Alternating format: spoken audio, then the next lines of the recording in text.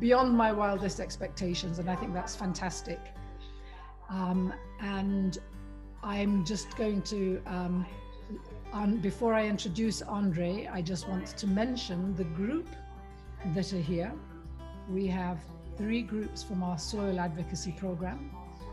The Boda Boda Soil Advocacy Program, that is a wonderful, fantastic, visionary group of Boda Boda riders who are taking on the soil advocacy program so that they can teach their families and communities about regenerative agriculture and starting from a deep knowledge of soil biology and where we've gone wrong.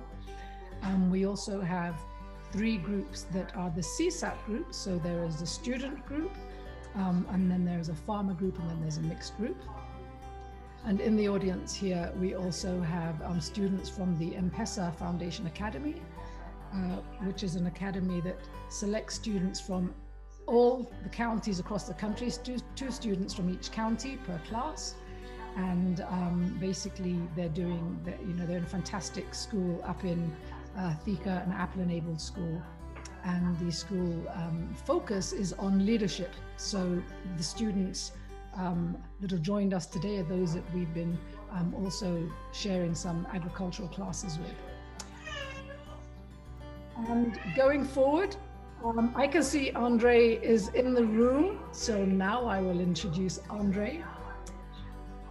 And sharing rights for his presentation, James, I will leave with you and Hezbon. So everyone here, we're 61 people now. Andre Leu is the author of Poisoning Our Children and the Myths of Safe Pesticides. He is the International Director of Regeneration International, an organization that promotes food, farming and land use systems that regenerate and stabilize climate systems. Stabilize the health of the planet, people, communities, culture, local economies, democracy, and peace. That's a mouthful. It's all good stuff. Ongoing with about Andre, he was, when I met him, the president of IFOAM, which is the International Federation of Organic Movements. He has a degree in communications with a double major in video, TV production, and socio-political theory. He has postgraduate qualifications in adult education. And one of the things that I love about Andre and that I've just recently learned is that, like me, and I think that like many of us actually, he's a musician and he's been a professional musician for many years. So without any more waiting, let's all put our emoji hands up and give Andre a huge welcome. Look, thank you for the introduction, so Sue. We can do that. I also just want to say I'm so pleased that so many people have made the time to listen to me tonight, and it's a pleasure for me to speak with you, because what we are doing and what we're talking about is one of the most important things that we can do at the moment on the planet. What I've titled this presentation is Regenerative Biodiverse Organic Agriculture as a Climate Solution. And the reason why is because climate change is the most important single issue that affects us in agriculture. And in Kenya at the moment, you are at the front line on this with what is happening with agriculture. What we're seeing now are longer and more frequent droughts. And then when rain comes, they're wrong time, wrong season, and they're very disruptive. The other really important issue that's just come out is the IPCC report, the international report, showing that scientists have underestimated the serious consequences of climate change and the speed of climate change. So at the moment, it's all very negative. But really what I want to do is give you the good news. We'll start with the bad news, and then, but really importantly, what this presentation is the good news and what we can do to make a difference, and how seriously how easy it is. And many of us were already doing it. So the really important thing is this year we set a new record for carbon dioxide in the atmosphere. It was 422 parts per million. And that was recorded on April 3 at the Mauna Loa Observatory in Hawaii. Now, based on ice cores, that's the highest we've ever had, 800,000 years. There are other methods of dating carbon dioxide based on what's called thermoluminescence. I won't go into the technical details here, but the last time the world had something like that was about 2.5 million years ago, 3 to 3.5 million years ago. It's called the mid-Pleistocene warming. And the world then had around 380 parts per million, still less than where we are now. And there are several papers now showing that the world was on an average around 5 degrees centigrade warmer, but in some cases it was 16 degrees warmer. Sea levels were 20 to 30 meters higher than they are now. So I want you to think about what Mombasa is going to look like under 30 meters of water. And, you know, but what we need to get across here is that the Paris Agreement has failed. It hasn't even come close to doing what it's supposed to do. Since Paris, the amount of carbon dioxide going to the atmosphere is between 2 to 3.3 parts per million.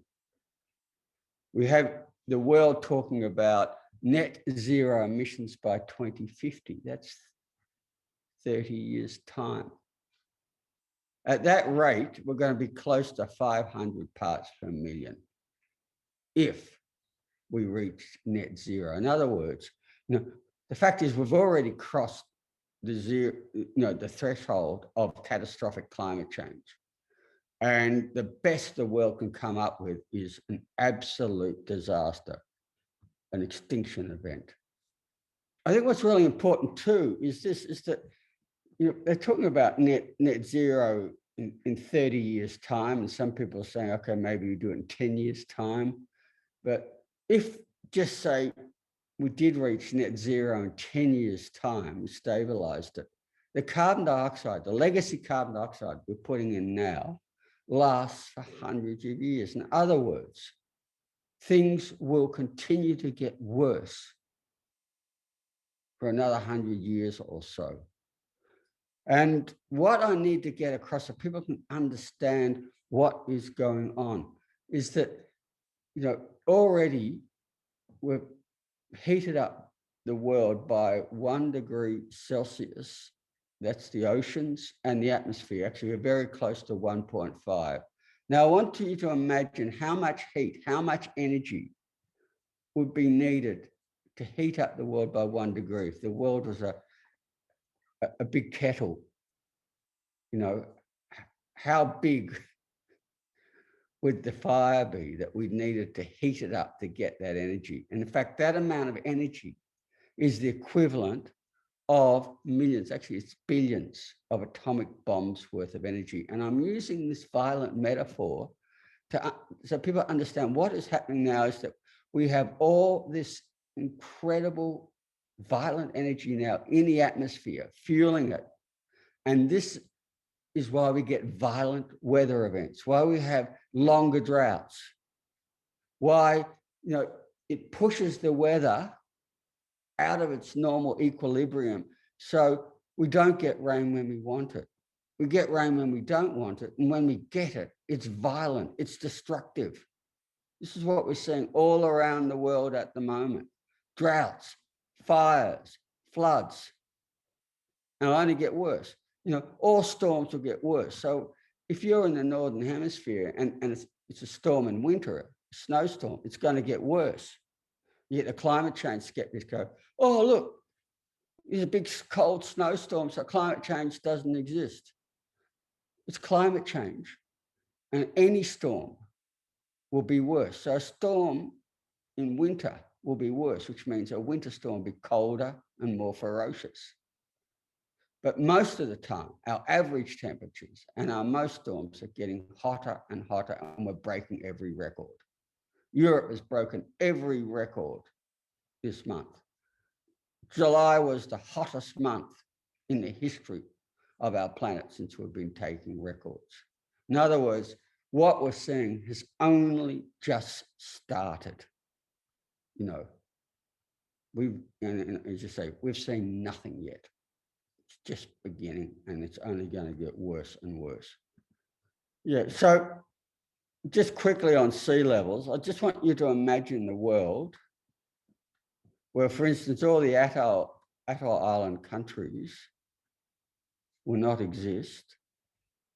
So if you want to talk about our neighbours that we share between us in the Indian Ocean, between Kenya and Australia, and we want to talk about Mauritius and Comoros and, you know, all those island nations, they won't exist. They're already going underwater. Or, you know, countries like Kiribati and stuff are already disappearing. My country, we're already taking it in, quietly taking them in as climate change refugees.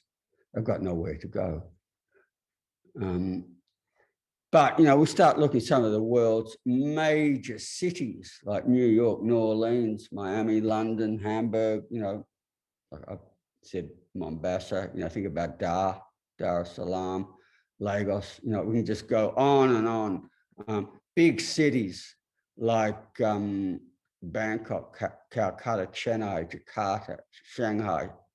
Now, these are cities of 30 million plus.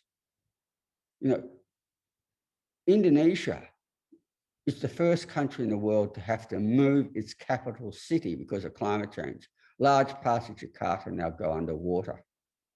Jakarta is disappearing now, so they're moving it from Java to Borneo as climate change.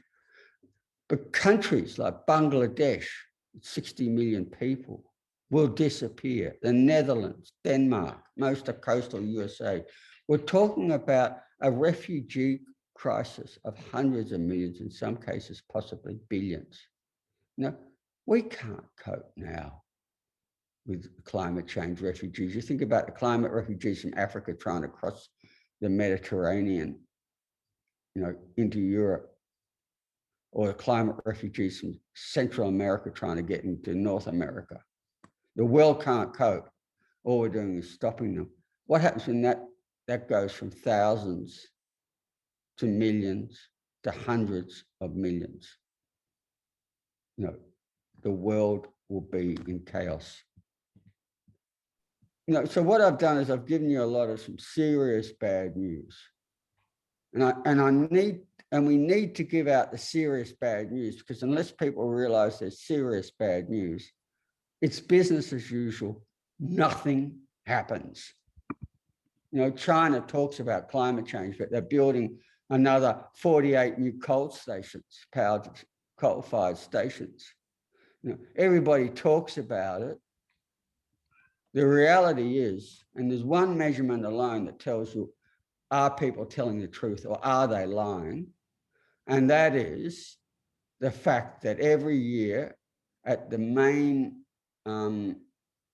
world's two main places where we measure carbon dioxide, Manilao in Hawaii and Cape Grim in Tasmania, we continue to increase carbon dioxide.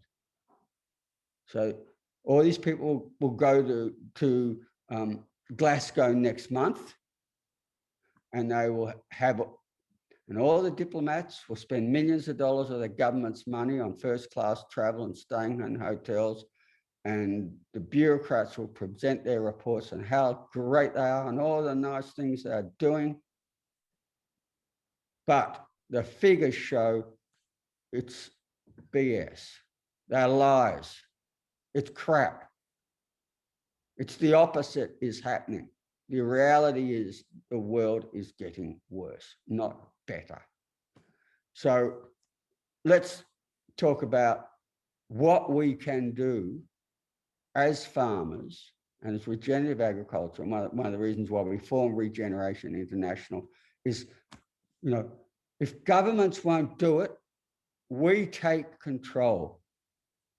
And we can take control, and we don't need them. They will follow. Governments follow. They don't lead. We lead. We empower ourselves, and we can do it.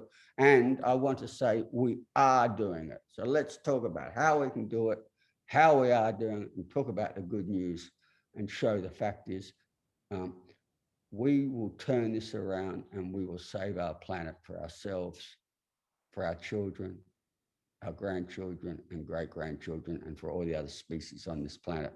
How do we do it? Well, what we're here to do to talk about today is soil and regenerating soil.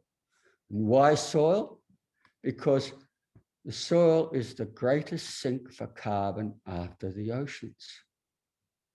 Most of the carbon dioxide actually goes into the oceans, but we already have too much in the oceans like we do with the atmosphere. It's acidifying it. It's killing our marine life, killing our corals and all our systems.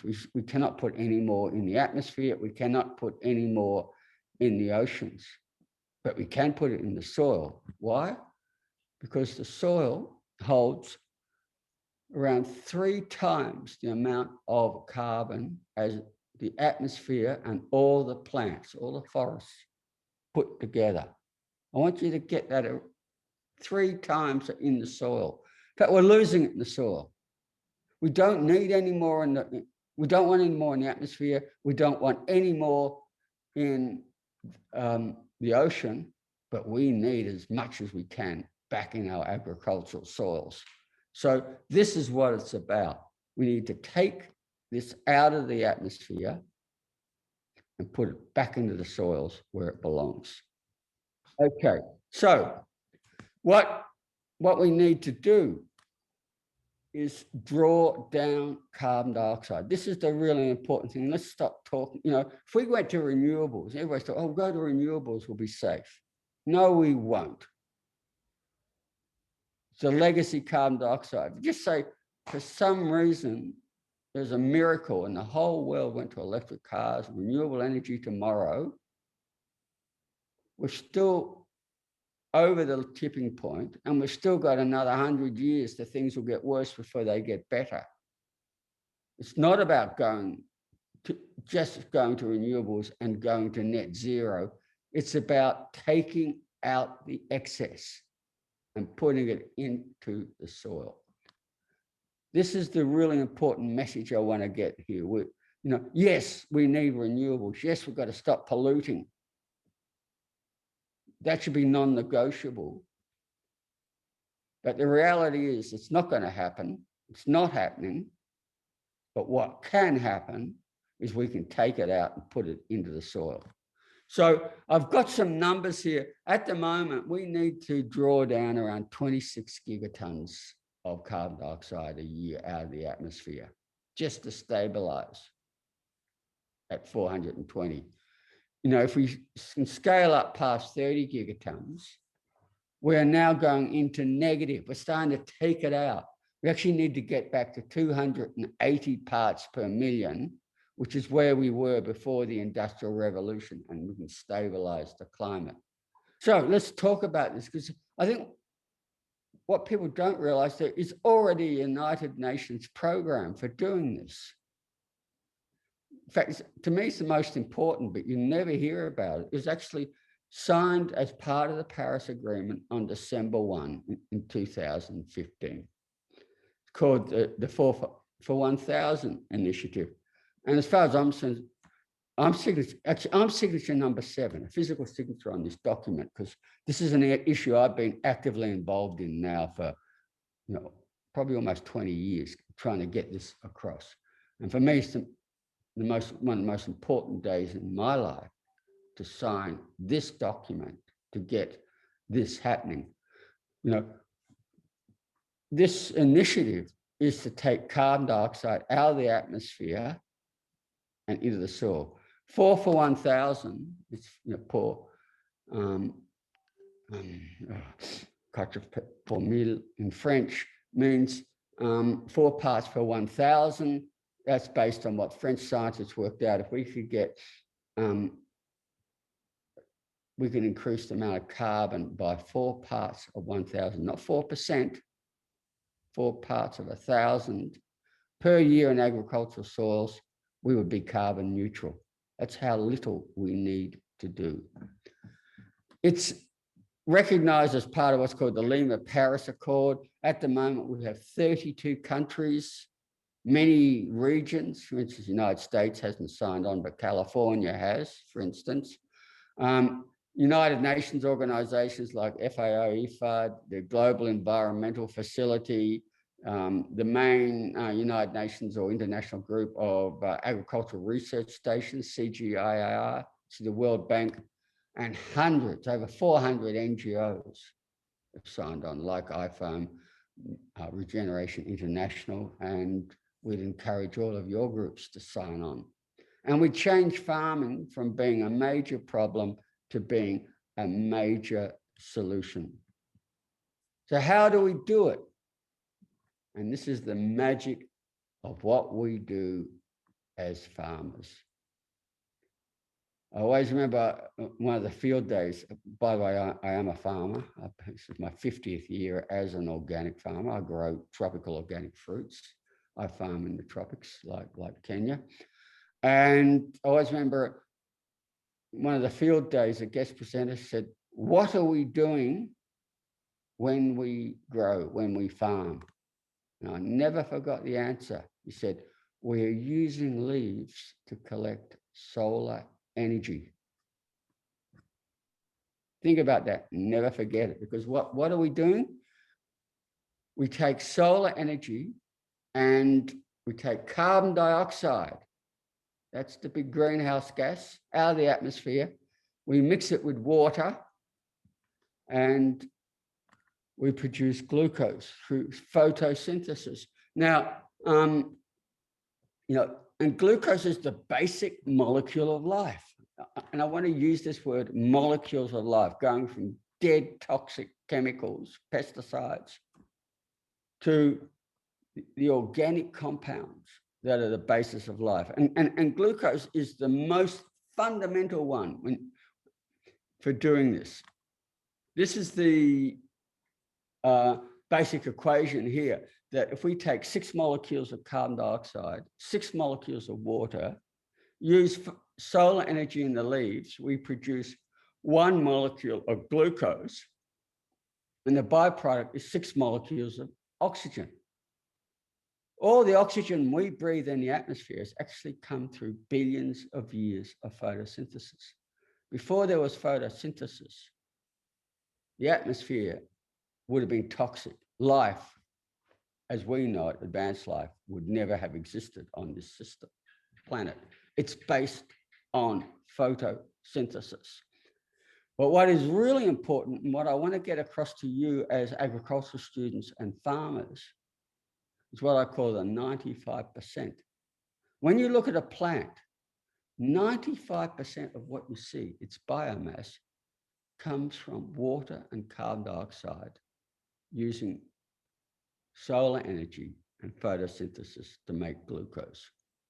That is because glucose is it's the major energy source we all use. It's what athletes drink in their sports drinks. Our body burns glucose. It's our petrol, our gasoline that fuels nearly all life. There's a few exceptions, but 99.999% of all living creatures, we all use glucose in our cells as the primary energy source. This is why it's so important. But it's also used as the building block for sugars.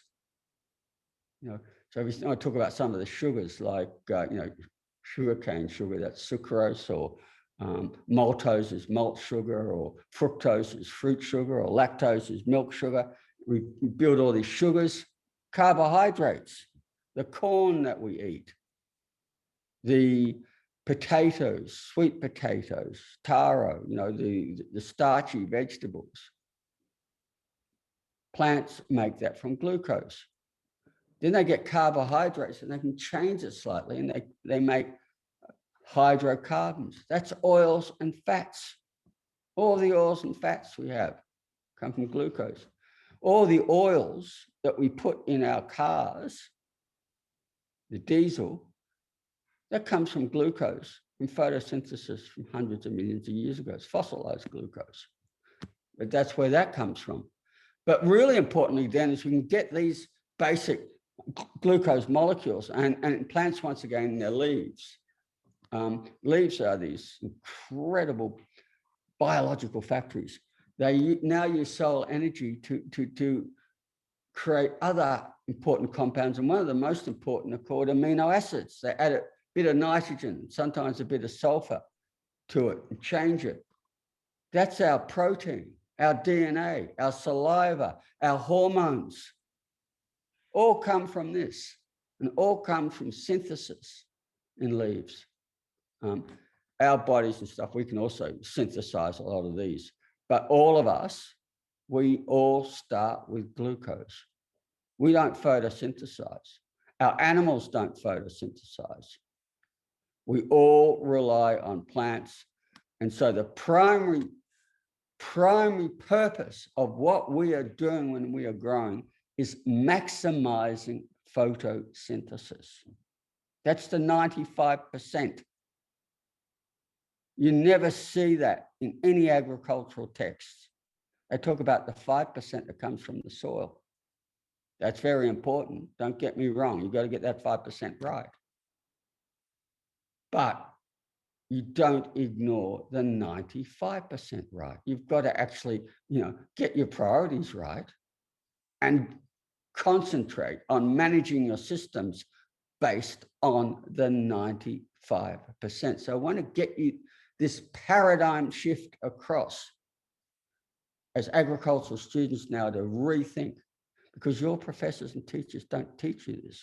And yet this is the basis of all life on this planet, and we need to base our farming systems on the basis, the scientific fundamentals, not ignore them, not base it on dead toxic compounds, base them on the molecules of life. So what is really important, because here we're talking now, we're talking about soils and soil life. Let's talk about the soil microbiome. As you would know now, that's the area of the greatest biodiversity on the planet. We have more life there in a teaspoon of good soil than in a rainforest above ground. The soil is the most important. And what I want to say is as below, so above. The higher the biodiversity we have in the soil, the higher the biodiversity above ground. This is really, really important. But when a plant grows, around 30% of these carbon compounds, these molecules of life, get excreted from the roots into the soil to feed the soil microbiome. I think this is really important. Regard them as your livestock, the same as your cattle, your sheep, goats, and chickens. The more feed we have, the more livestock we can keep per hectare or per acre. It's the same in the soil.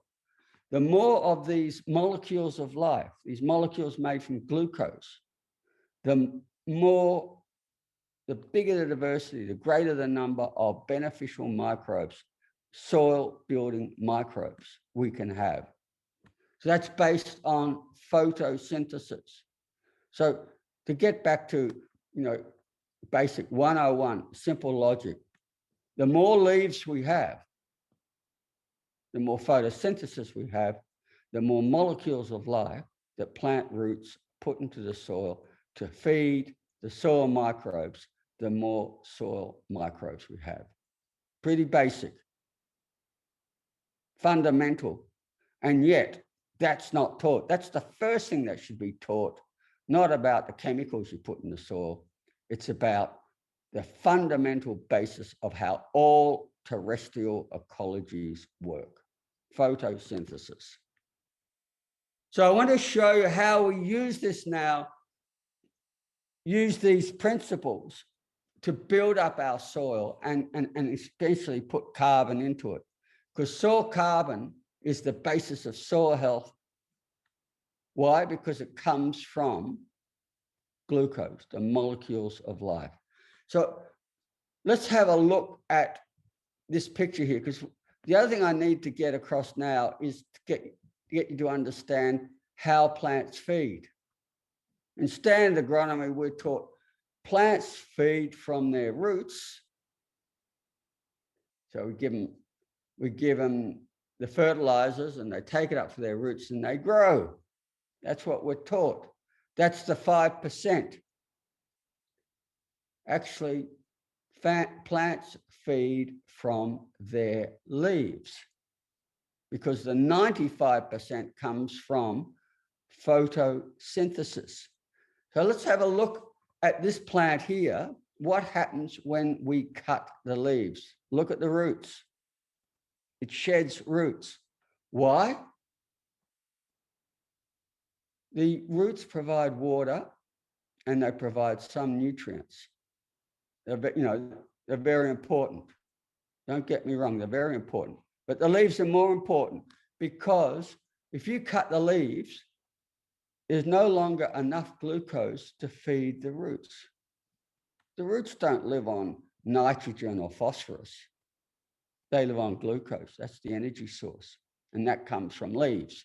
When you cut it, say, you cut most of the leaves off, like the plant at the end, the plant has two choices. It either says, I don't have enough glucose to feed all my roots, I'll let all my roots die. And the plant is right. That's not very good, because you let all the roots die. The plant will go, I'm going to die because I can no longer drink. I can't get any water. So what it's got to do is say, I can only keep some roots. I'll keep enough roots based on what I can feed so I can keep water. And then we'll start growing again. And you see what happens here. Plants balance their roots to their leaf area when you cut it. I also want you to see here that when you cut, just think about that in terms of grazing or whatever, it sheds off the roots. Look at the amount of root mass that goes into the soil. When that starts, the microbes break it down, release nutrients. That's a phenomenal amount of nutrients, more than you can buy. And that's the other thing I wanted to get across, how much in the way of nutrients plants generate by growing. So this is what I need you to get across when you rethink, because we've got to rethink ground management now. What we're about is not killing plants.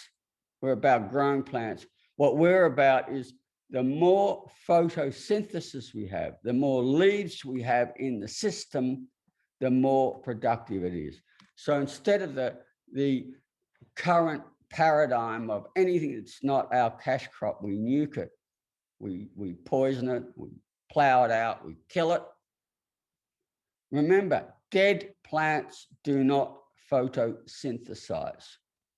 Only live plants photosynthesize and make the molecules of life.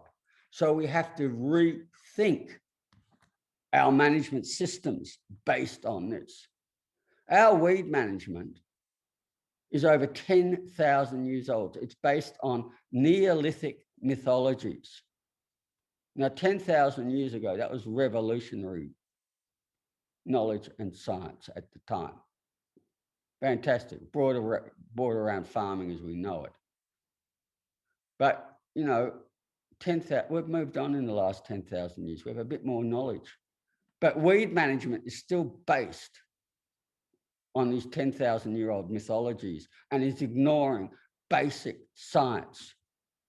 It's unbelievable that our scientists are stuck back in the Neolithic age instead of actually being based on good agroecological scientific principles. We have good basic science to confirm this.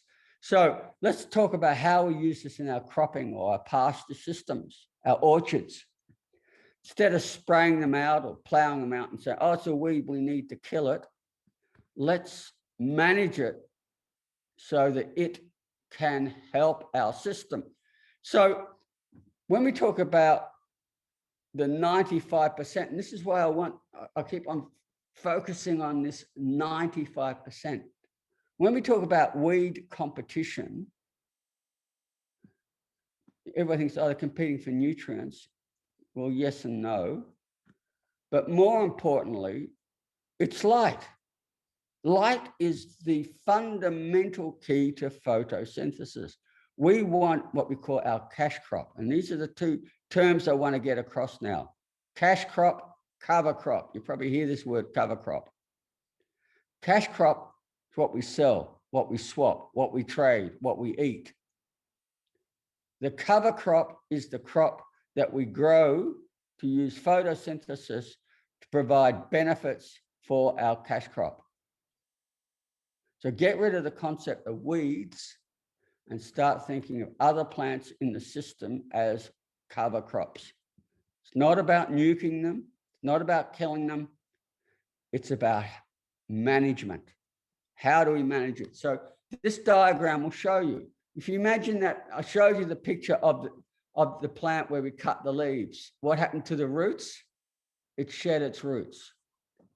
So what we want to do when we're looking at our systems now is that we want our cash crop.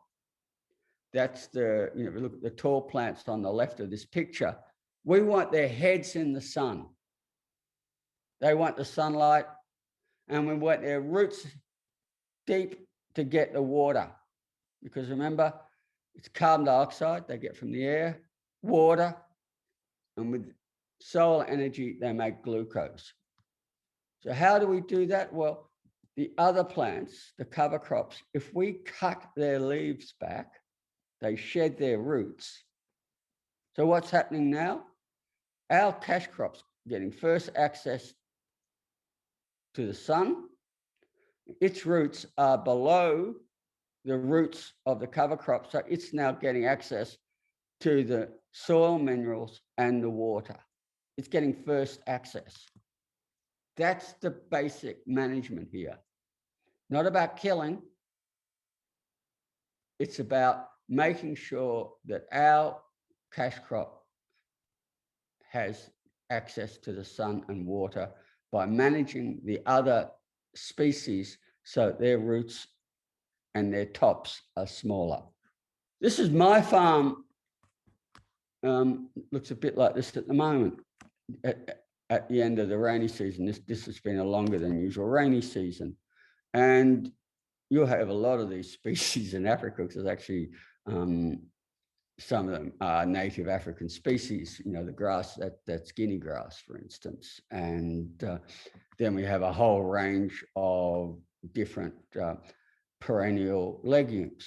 And I want to take this picture because that's my tractor, and that's what, and the trees behind are rambutan trees, one of the fruit trees I grow.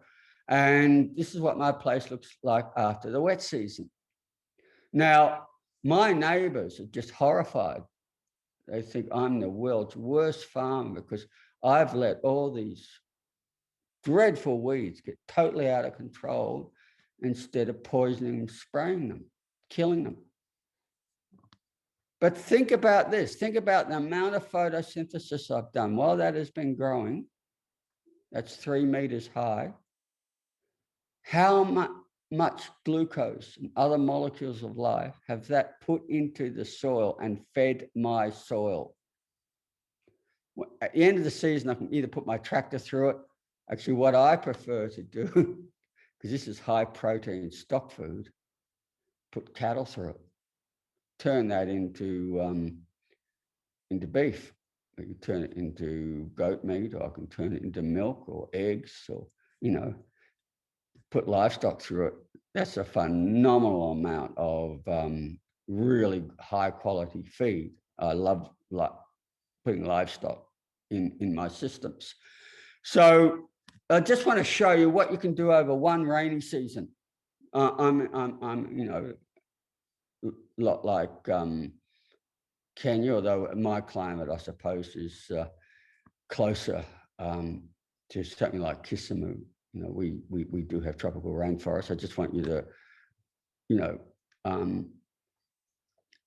but you can do this anywhere in Kenya, because there's a rainy season, and with the right species, let them grow up as your cover crops and then take it down over the dry season. This is what my place will look like in the dry season when I take it down. So, but what I wanted to show you is what I've done in my farm in 11 years. And we have lots of figures like this. And I think, you know, you'll get scientists who tell you these sort of numbers are impossible. My answer to them is it's impossible under the systems that they study, but they've never studied our systems. You know, I'm a successful farmer, and this is based on my soil tests, and they don't lie. And I'll give you a whole range of others as well, what we call best practices. It's being done, it can be done, and anyone can do it. So I took my soil organic matter from less than 1% to an average of 6% in 11 years. In fact, in some places, it's 9%. If you look at my soil profile, the subsoil below, that's what it was like when I first took over this farm. And it had a really low pH, very low fertility. You can see some of the numbers here also by building up, putting in the organic matter and feeding the soil microbiome, actually take the minerals out of the subsoil and turn them into forms that plants can eat. That's something we can talk at a future lesson, how to do it instead of having to buy chemicals.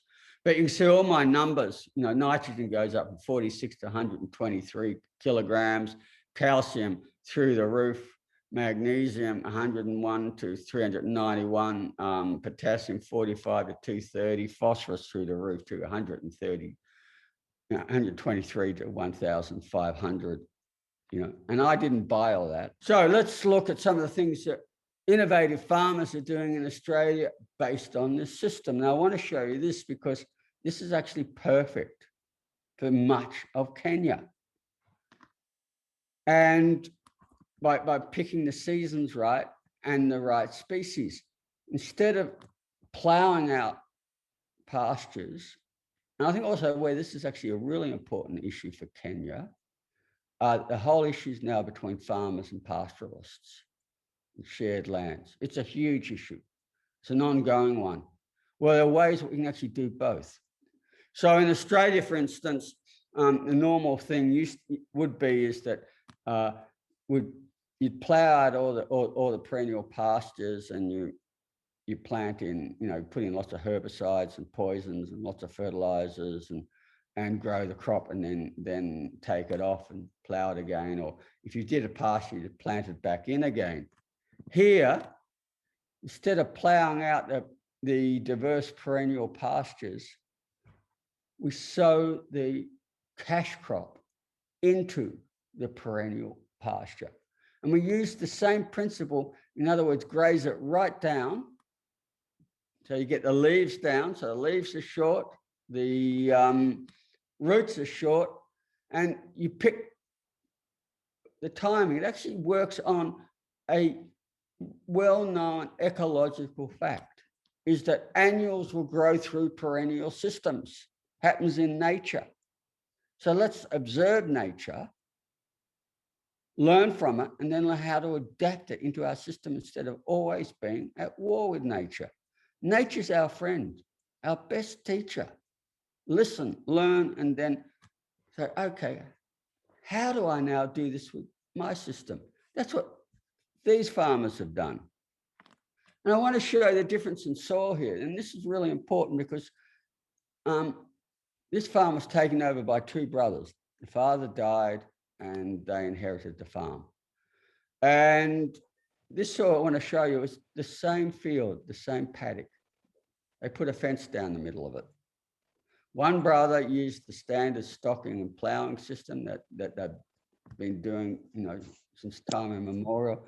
The other brother was the one who invented pasture cropping. And this is work by Dr. Christine Jones. What I want to show you is the amount of carbon they've sequestered, particularly deep carbon. If you just measure the first few centimeters, first few inches at the top, not much difference. So a lot of scientists do, unfortunately, and they go, oh, there's no difference. You go down a meter, It's a completely different story. You can see that as we go down, we've got much higher levels of carbon sequestration, and this is permanent carbon, phenomenal amounts. The other one, if you want to, I want to just show you, is the amount of increase in nutrients. Now, all he has done is in the middle brought on a little bit of phosphorus, because Australian soils are low in phosphorus to kickstart the system.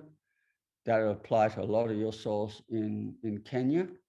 Just in the beginning to kickstart it, he doesn't put anything on now. He takes off 2 crops. He takes off oats and takes off sheep. And he's increasing his soil organic matter because he's using the biology to build the fertility.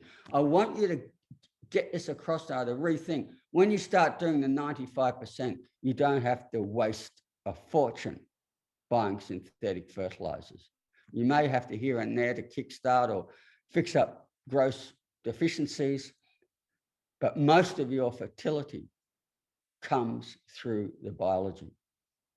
I want you to get, and we're doing it. I showed you my figures. This is Cole Seiss's figures. We have good science and evidence-based data that we are doing this. This is the same system again now. You know, farmers are innovators. This hasn't come from government. This has come from farmers. We do it. So, you know, another friend of mine, Niels, he saw what Cole was doing and goes, okay, how can I do it a bit better? One of the big issues with sowing into pasture is that you've got the root mass of perennial pastures. So he's just designed a system that just breaks up little strips of it, lifts it up a bit, fluffs it up, put the seeds in there. And he now doubled his yields of cattle. Here he's growing, he lives in an area where they get winter rainfall, Mediterranean climate. So when everybody else's paddocks are asleep and doing nothing, he plants all winter growing legumes and grasses and tillage radish and puts his stock on that. What is really important, what I want to get across here, because what you'll see is, and you still see it, all these scientists saying, oh, you can't increase soil organic matter, you know, but they can't because they use the wrong systems. Our systems do. Niels is the first farmer in the world to be paid by a government under a government accredited system for increasing soil organic matter. He got paid for 11.2 metric tons 2 years ago, and last year he got paid for doing 3 metric tons of carbon dioxide per hectare per year. I want to show you that because that is verified under a really rigorous testing regime, and the Australian government has paid him out on that. That's better than any peer-reviewed scientific paper. This is true evidence-based. Now, if we were to extrapolate that by farming systems, that is 55 gigatons of carbon dioxide sequestered out of the atmosphere per year. Remember, if you go back, I explained at the moment we're putting up about 26 gigatons. Yeah. If we start taking out 30, we go negative. In other words, every year we have less and less. Here's a system that's taking out 50. I think it's really important for me to get across evidence-based systems that farmers are doing now, that we can meet and exceed these targets, and we're doing it. We need to scale up. We need to adapt this. So the same way Niels adapted his from another one and invented his own, farmers in Kenya are innovative. They could take this and adapt it for different climates in Kenya and in your neighbors in Tanzania and Ethiopia and Zambia and so on, Malawi, all work. Let's look at, this is one I think would work really well in Kenya, most of Kenya. You already have agave growing there. The British introduced it for sisal. This is a different species, but the ones you have would work. This is where worked out by Mexican farmers and researchers, and we're scaling it up in the high desert areas of Mexico and growing it with one of their native legume trees called a mesquite. And it's a completely indigenous species system. But the key is that these plants were considered inedible. When you basically cut them up and ferment them, in other words, turn them into silage, they become really edible and very good high protein feed. This is absolutely brilliant because in all our climates, we have the season where we have low growth, and that's where the animals, go hungry. But worse than that, it's usually when we do damage to our pastures and our systems because we overgraze. The advantage here is we can use this as feed, and very good weight gain feed, by the way, in those systems. And so we can increase stocking densities. We could actually redesign ones where we're using native Kenyan legume trees like various acacias, so that in part we can work with native grasses and native legume species. The only exotic would be the agave, but the truth is you already have them in the country, so we're not introducing a potential weed or anything like this. It'd be really easy to scale up and introduce this into Kenya, and pretty well all of Kenya would be suitable for this. Once again, along with all your neighbours, I think what's really important with this system, and we're now actually getting this verified, and it will be a United Nations accepted methodology soon. We're doing 270 tons of carbon dioxide per hectare per year. And, we worked out if we scaled it up by the drylands, and particularly most of the drylands are incredibly degraded areas, we're talking about 108 gigatons. That's just, look, if you look at all the dry, degraded areas on the planet, we started regenerating with this. We regenerate these areas, we make them productive, we produce more food for these communities, who are some of the most impoverished communities on the planet. We bring them into prosperity and well-being. We restore the ecosystems, plus we're taking out 3 times the amount of carbon dioxide that we need to bring the planet back to where it should be. We're restoring the climate. I want to get this across. These exist now. We're doing it. We just need to scale them up. We don't need to invent things. We just take them. I suppose the best way, so we don't need to invent, but we do need to sort of work out, okay, when we take the Kenya, let's go and look at Kenyan native species. So we can actually start, working with our native ecosystems. These are the plants that we all have that are best adapted to our climate, to our soils. The ones that are most resilient to weeds and pests. Let's work with what nature gave us instead of always ripping it out and killing it, and work around it. This is such a positive way that we can restore our planet, and our communities. Really importantly, farmers, we live in communities, our regions and our countries. We build wealth back in our rural communities. We build wealth for our nation. I think it's really important to get this across, to get things right. Governments have got it wrong. 50% of the world are still farmers, and another higher percentage are dependent on it. The majority of people in the world are dependent directly or indirectly on farming, and yet it's the most neglected area by government.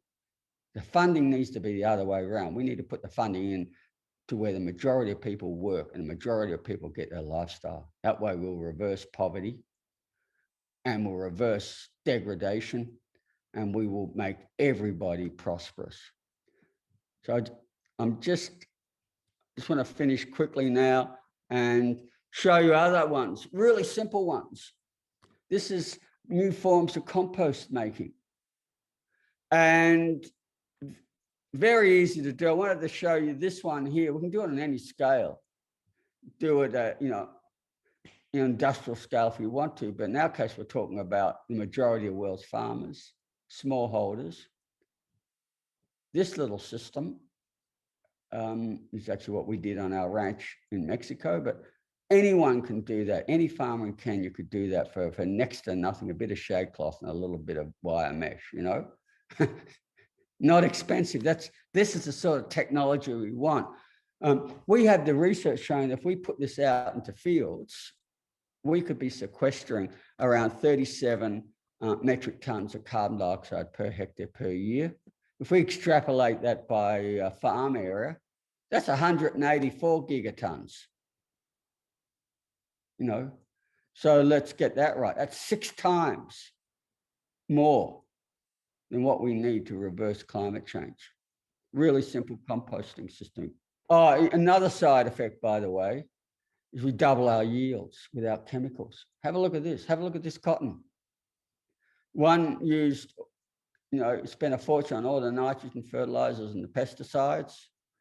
You've got the small little plant, and then you've got the composting system without any poisons and chemicals, more than double the yield. This is the other thing, people say, oh, we can't do both. Actually, we are doing both. Our systems are higher yielding. And I want you to get this across. This is evidence-based. This is a proper scientific field trial that we're scaling up and we're replicating based on this composting system. I want to show you this because for me, this is actually one of my favorites, is rethinking growing vegetables and food. And to me, this would be just perfect for Kenya. One of the things I loved about your country, some of my favorite times of going out and seeing some of the wonderful smallholder organic farms, diverse farms with all their fruit and vegetable systems. Some of my best days I've ever had anywhere actually is being with these farmers. And even now I just smile, the joy it brought. And I just thought, these are the systems we need to be scaling up everywhere. I just want to show you this. This is a farm in Northern California. They originally worked on 40 acres and were struggling to survive on the industrial model. They went down to 2 acres. That's less than a hectare. And intensified it with essentially no-till, no-dig. They're growing in mulch and compost. And they increased their soil organic matter from 2.4% to 7.8%. I think what's really interesting is that they're earning around, in the United States, around $100,000 an acre. It's $200,000 a year off this, and they employ 8 people. And I just want to get across this idea, smallholders can't do it. Actually, smallholders are doing it. We rethink the systems. I can show you ones in Korea, for instance, that I know that work in co-ops, for instance. The average farmer there has less than 2 hectares. Those Korean farmers earn higher than the average Korean wage, and they can afford to send their children to university. And I want to use Korea as an example of a country with an advanced economy, and its standard of living is higher than most other countries in the world. A country that went from nothing, devastated by war, to a top economy. But its farmers aren't large-scale farmers. They're 2 hectares or less, and they earn higher than the average income. And this is being done. We need to get this information out and how to do it and re-change things. This is my message of hope. Look, the other one, I wanted to, because part of what we're talking about is bringing back prosperity and changing our systems so farmers are better off. By the way, if we scaled up this one by on the arable and permanent cropping lands, that's 110 79 gigatons. In other words, another 6 times more than what we need to do. Grazing. And this form of grazing actually came from Africa, from one of your near neighbors, Zimbabwe. And I haven't got time to go into detail, and that's something where I can bring people up. People like Precious Fury, who's already actually is working in Kenya from Zimbabwe. But Sue, I can put you in contact with Precious. She will be a better person to speak about. What I want to show you is how we can actually use grazing to regenerate degraded lands. And it's being done. It's phenomenal. And that's 68% of the world's agricultural lands. The really important thing, I want to show you the potential of grazing systems for increasing soil organic matter. In fact, we've got good data on it, showing it's one of the best ways of doing it. By the way, when we do that, we increase productivity as well. But without going into all the maths, what I want to show you here, this is in Arizona, a completely looked at 3 different farms that or ranches that have completely degraded the ecosystems. They regenerated them, and they were working out they were doing around 30 kilograms, 30,000 kilograms, 30 metric tons of carbon dioxide per hectare per year. We'd extrapolate that by the world's grazing lands. That's just under 100 gigatons. In other words, over 3 times what we need to do to reverse climate change. It's just regenerating grazing lands. And that's a sizable area of Kenya. It's a sizable area of Africa. So I want to end here just to show you something. And this is the message of hope. And I want to show you how easy our task is. Not an expensive one either. We don't need to waste these hundreds of millions and billions on all these useless carbon capture and storage and technological schemes, of which not one has delivered anything yet. We need to get that money redirected where it needs to, and that's to us, the farmers of the world. We could change things around and quickly. And we don't have to change 100% of agriculture. We just need to get the early adopters, that first 10%, people who are open to change, who are leaders, who can do this. Not only do it, but what they normally do is work out how to improve it and do it better. All our techniques have come from early adopters who've looked at it and gone, okay, how can I take it to the next level?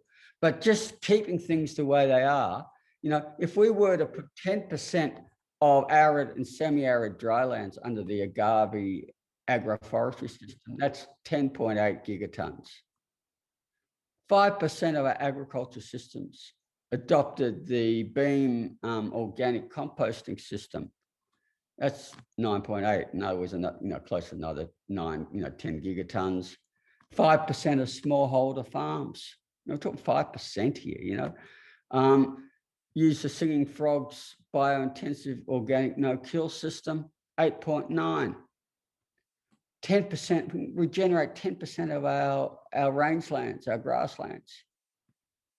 That's the same amount again. We're talking another, and then the same thing with using pasture cropping. We're looking at, what I regard as, between 5% and 10% adoption rates. They're not big asks. Wouldn't take a lot of money to train and help people get there, but we would be sequestering 45.12 gigatons of carbon dioxide a year. In other words, within a year, we're growing more than negative. Within a generation, what has taken us 250 years to screw up the planet within a generation, we've got this planet back to being livable. So our grandchildren inherit the world the way it should be. That's what I want to get across here. How simple, how achievable, and why we need to get changes. And I think what for me was really important here is, people like myself, if Delta doesn't screw things up, I'll be in a COP in Glasgow, getting this across, getting these messages across. And, we're doing our bit. But, the most effective way we work, and the reason why I'm here today is that, trying to get governments to do leadership is like hitting your head against a brick wall, and you hit it until you've got concussion and brain damage, and you still get nowhere sometimes. But getting farmers to be the leaders is the way to go. We are, and I want to use the word we are the leaders. We are the future. We are doing it. Everything I showed you is we. I really want to get that across, that we are a movement, and you as an individual have enormous power to make a difference. Don't feel overwhelmed by negative scientists and negative bureaucrats and the blind leading the blind. Here's the message. And what I want to say, it's just so easy. Any of you who is starting to work in agriculture, you can do this tomorrow. And just by you doing your little bit, you are actually being a major part of the solution of giving us a livable planet. So I'll leave it with that and say thank you. And if we've got time for questions, really happy to answer them.